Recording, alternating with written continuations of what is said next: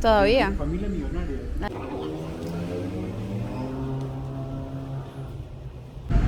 Entraron los caballos. Oh, the horses used to come in. Welcome back to Invest Global. So today I'll be taking you through this beautiful historic property here in the Barranco district in Lima, Peru. Now this area is absolutely amazing. If you've been to Lima, this is one of the most touristy areas.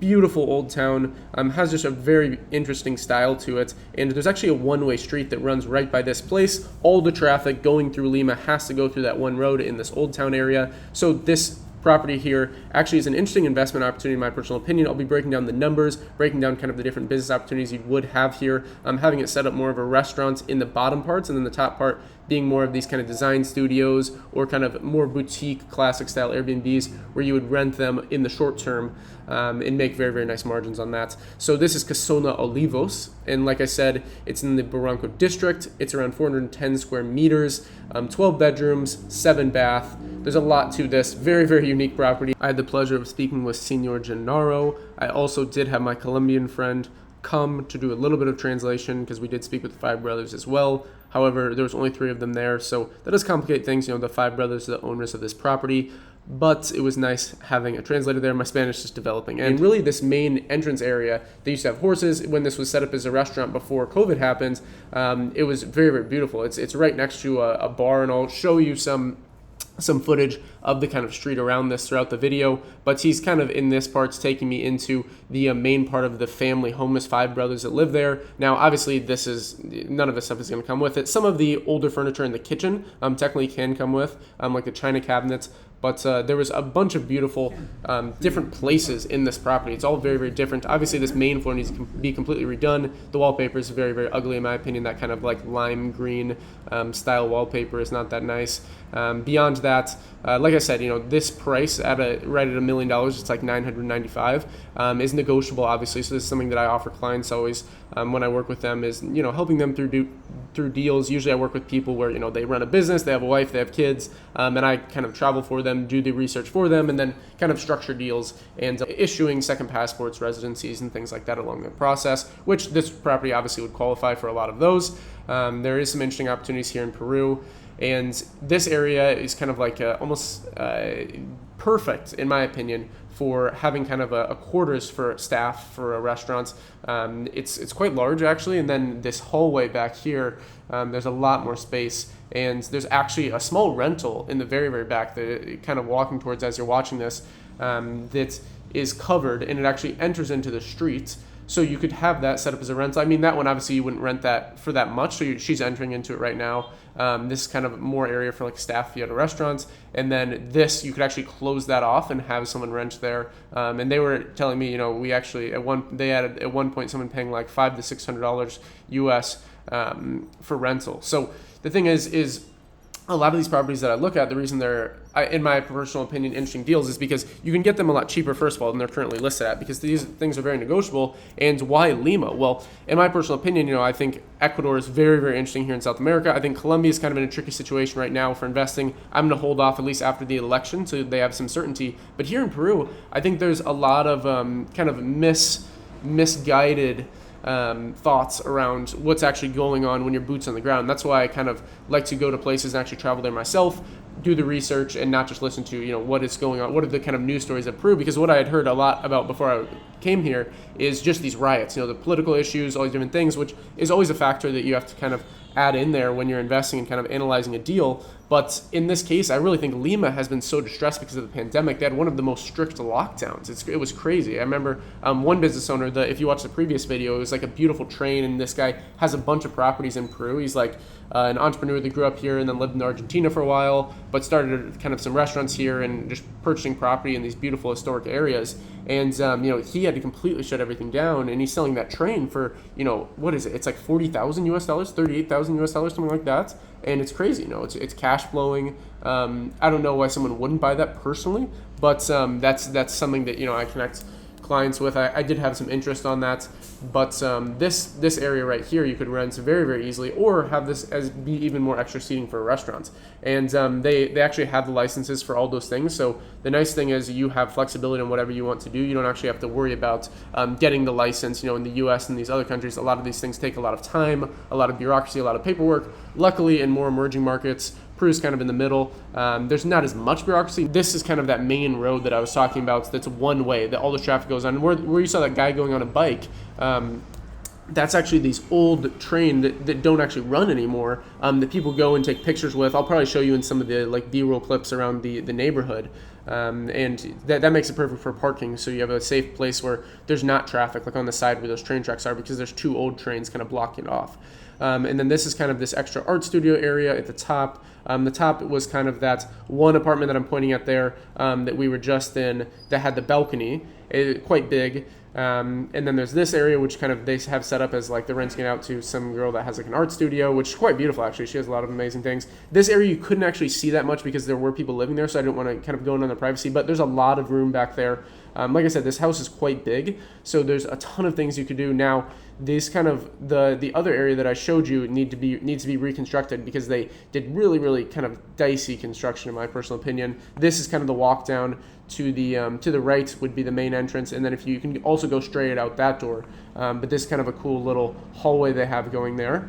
And then in this area, this is where he actually was showing me that hotel that I was talking about that's historic.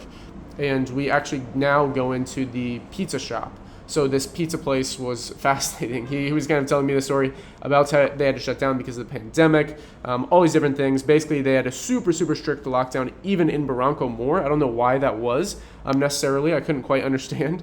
But also some of this footage is a little bit dark, so I do apologize. But this area is just so beautiful. I mean, they had it set up before the pandemic really beautifully. You had a lot of pictures. That's an incredible piece of work in my opinion. Here on the wall, kind of as display, let's say you had like a bunch of, I don't know, you could have liquors, you could have all different things. Personally, when I'm thinking about a restaurant or something like that, I would gear it more towards travelers, people that would spend a bit more. Especially in an area like this, that's kind of the way the business works. You can debate, you can have a debate whether like, yes, it should only be local business, but there's always going to be innovation in any city in the world. So in my opinion, yeah, I would kind of cater to that crowd. There's always going to be the local places that you just pay cash with, here at Soles. And so this had a lot of kind of weird nooks and crannies in here, but again, the just materials and everything they use to build this is really nice. I mean, all the walls are very strong. I looked at a lot of kind of the paperwork he was showing me near the end of the video. I kind of show some clips of that, but this little weird area up here would be, I don't know, maybe cool for like some seating. And beyond this, there was a few more parts of this property that really stood out to me. That kind of top balcony where that artist studio was, I think that would be perfect for something where maybe you redo those windows, those white windows. If you go back to that area, I'll have thumbnails throughout this video, so whatever I mentioned, you can just rewind back or go forward.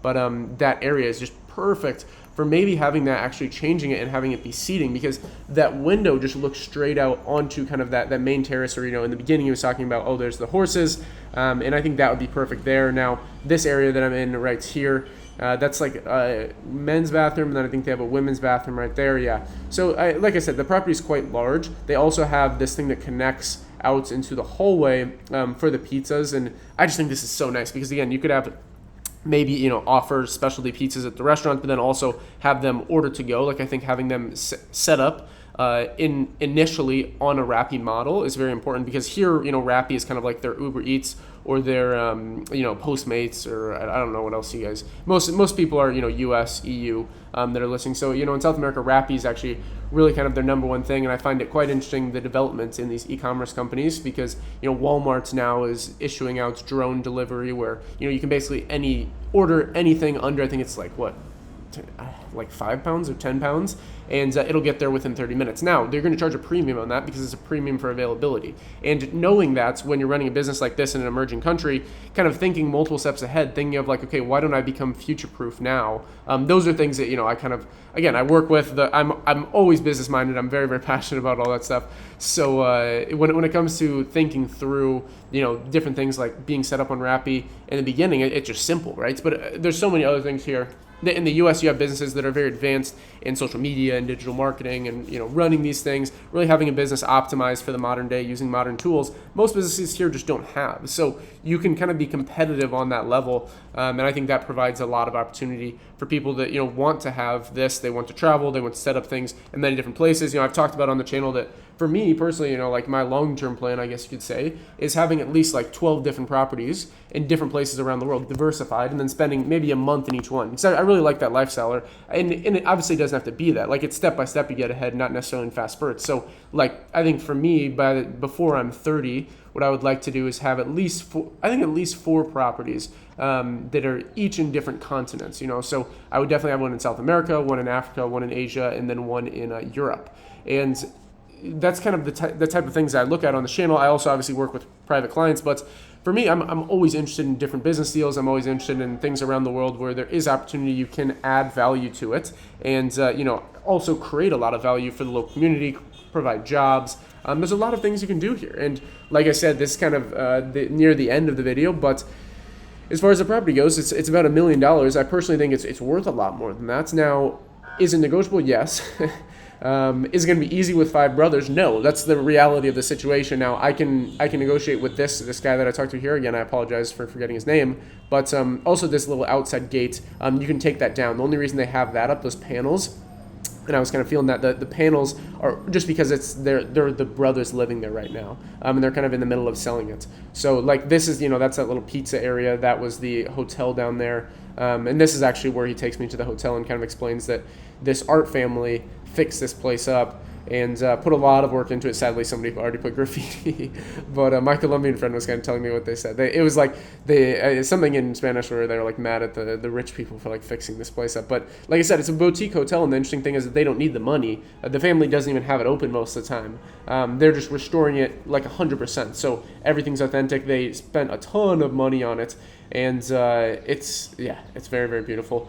But like I was saying, there's a lot of things going on here. The point of me doing these videos is to kind of continue the conversation on international investing, finance, foreign real estate, all these different things, crypto, blockchain. There's a lot that I talk about on the channel, but this type of stuff for me is actually fun. And I would like to also, help other people do this type of thing, help with second passports, residencies. And that's all for this video. If you enjoyed it, hit the like button, subscribe, invest global, and until next time.